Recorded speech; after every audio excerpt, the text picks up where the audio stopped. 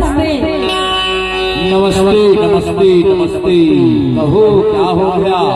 कैसे कैसे लगा थी डॉक्टर बाबू? कैसे कैसे लग रहा? हाँ डॉक्टर बाबू, कैसे कैसे लगा था? कहाँ कहाँ से आ जाते हैं लोग। 1 बज गया है, मैं हॉस्पिटल बंद करके खाना खाने जा रहा था।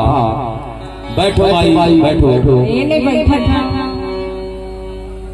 क्या हो गया? कैसे कैसे लगा थी डॉक्टर बाबू? कैसे कैसे लग रहा है? हाँ डॉक्टर बाबू, मलेरिया तो नहीं हो गया? पता नहीं डॉक्टर बाबू।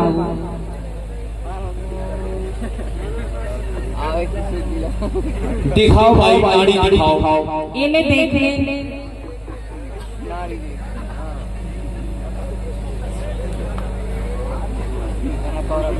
मेरा तो कुछ समझ में नहीं आया भाई। कैसे? वैसे भी मैं पढ़ा लिखा डॉक्टर नहीं हूँ। अच्छा, घूस देकर डिग्री पास करके चुरकी टोला में आया हूँ। कैसे? अच्छा ये बताओ, हाँ तुम्हारा नाम क्या है? नाम? वो क्या है ना, रजिस्टर में लिखना पड़ता है। अच्छा, फूलबाई। ओह, बड़ा सुंदर नाम है फूलबाई, बड़ा सुंदर नाम है। मेरा तो कुछ समझ में नहीं आया भाई। कैसे डॉक्टर बाबू? दिखाओ एक बार और तो दिखाओ नाड़ी। ये नहीं देख ले। दोबारा चेक करो तो कुछ समझ में आ जाए तो आ जाए।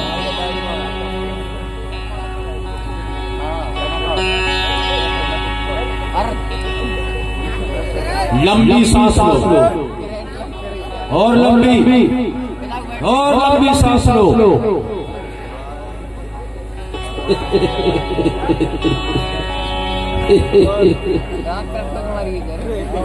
कुछ समझ में आया भाई। कैसे? कुछ समझ में आया। हाँ। बीमारी तुम्हारी पकड़ा गई। अच्छा, तुम्हारा बीमारी पकड़ में आया। तुम्हें प्रेम रोग हो गया है भाई। प्रेम रोग।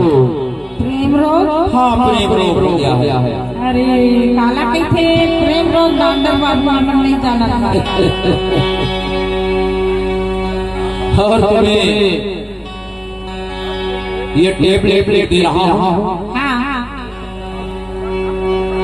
अच्छा ये बताओ, तुम मेरे जैसे पढ़ी लिखी नहीं हो क्या? हाँ डॉक्टर बाबू, हम नहीं पढ़े लिखे। इसीलिए मेरे सामने बोर्ड देखो क्या लिखाया है। पढ़ के सुनाओ ना। मेरे सामने बोर्ड लिखाया है, पशु चिकित्सालय। यानी कि मैं डॉक्टर हूँ। अच्छा, फिर भी तुम्हारा इलाज करूंगा भाई।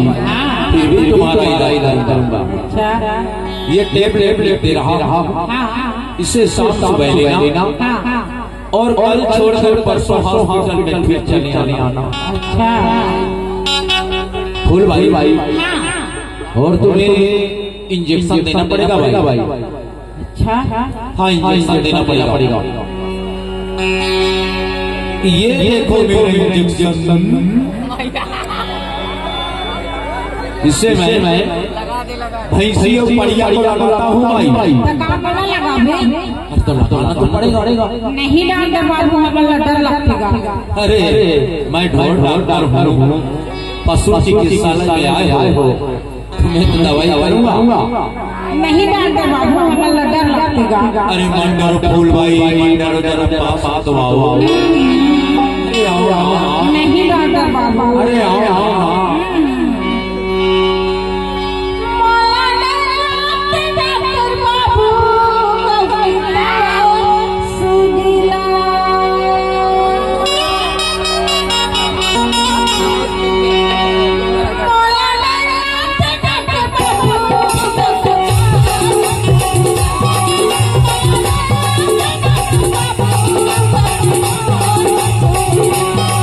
तो लगा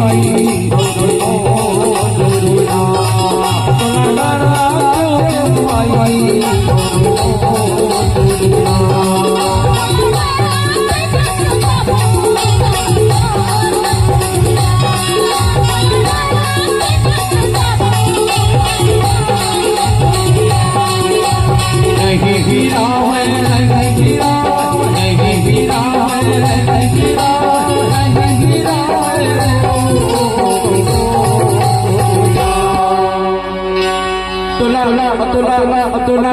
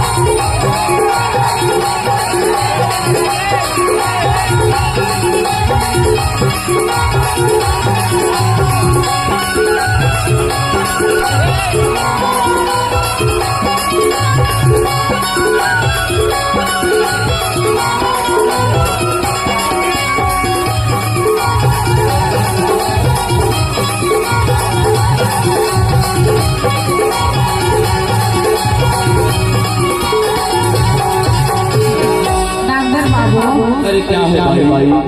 नारी पकड़ के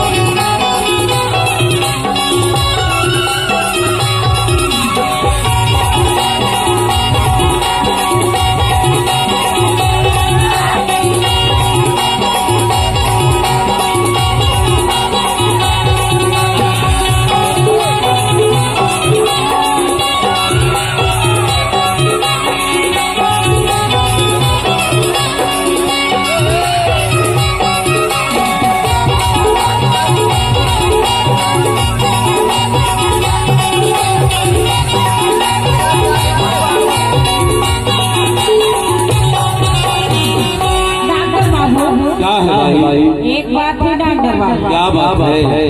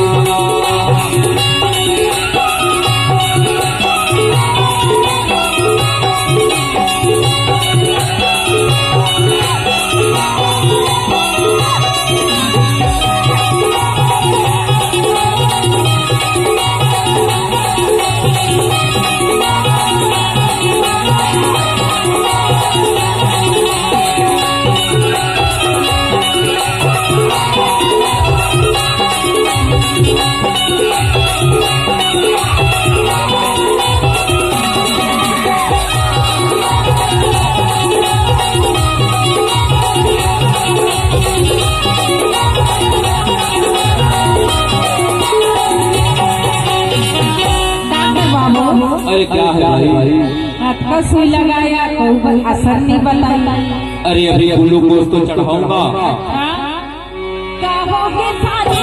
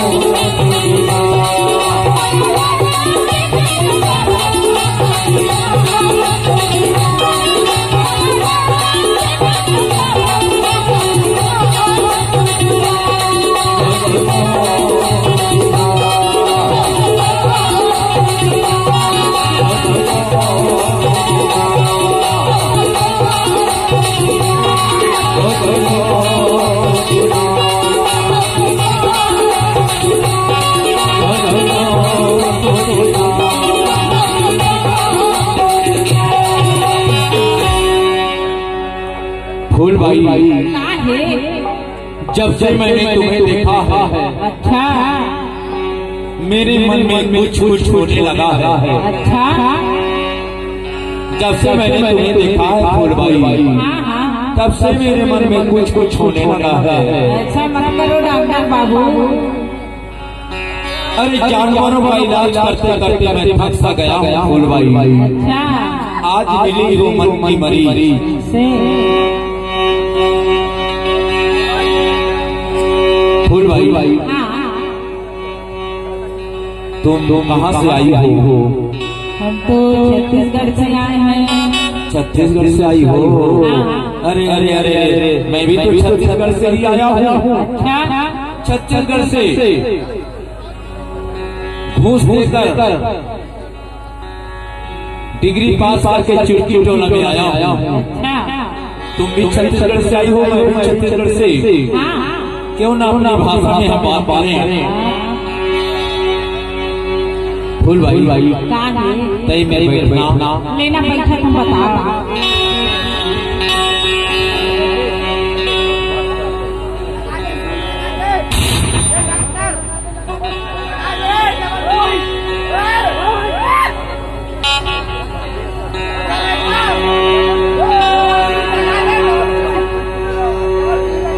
भाई का है?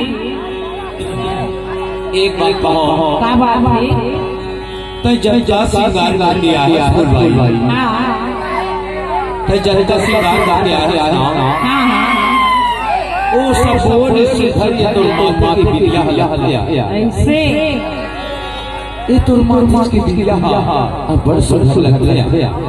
ऐसे का तभी तब आगे था है ये तो माते के बिटिया तो ये तो माते के बिटिया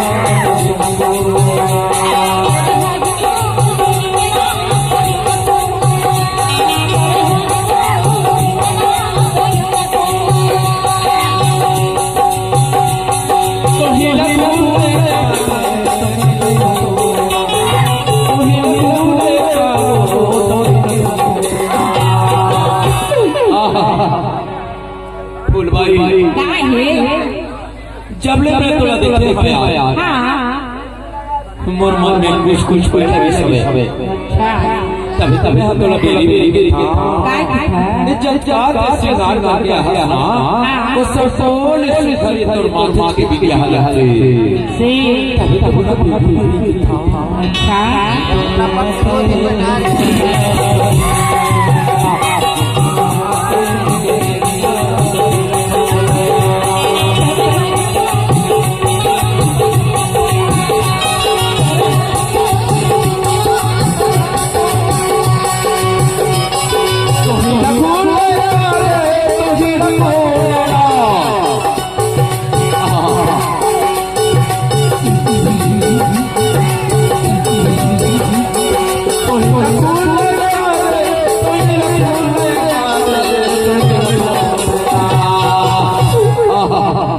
फूल भाई का है? मोर मरे जाते खाले फूल भाई पर मोर चुटकी टोला में आए वाला छत छोड़ा।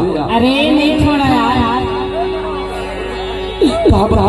फूल भाई मन की बात अरे बताए जाना ये तो माता की बिटिया हमारा मिलने बहुत अच्छा से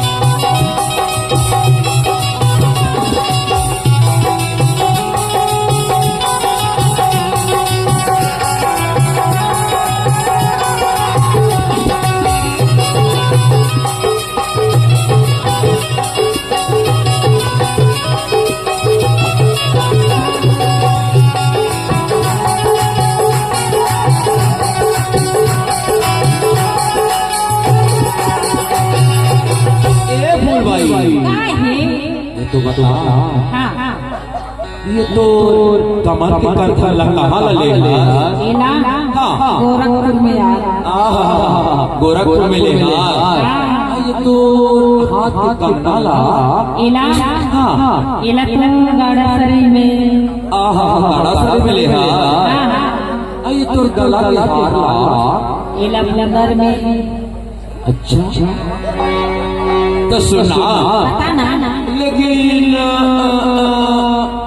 फूल भाई ये तो माते के यहाँ वाला अपना सुधर लगते हैं तभी तो महा मेरी बेटी की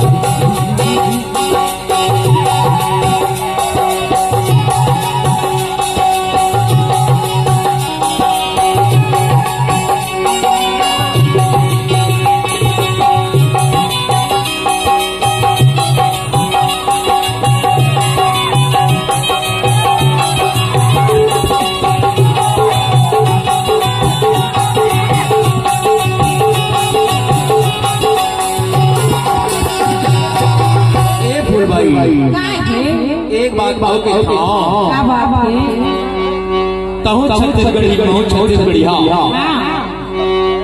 मैं चुनकिन टोला में नौकरी करता हूँ जब टोला देखते हैं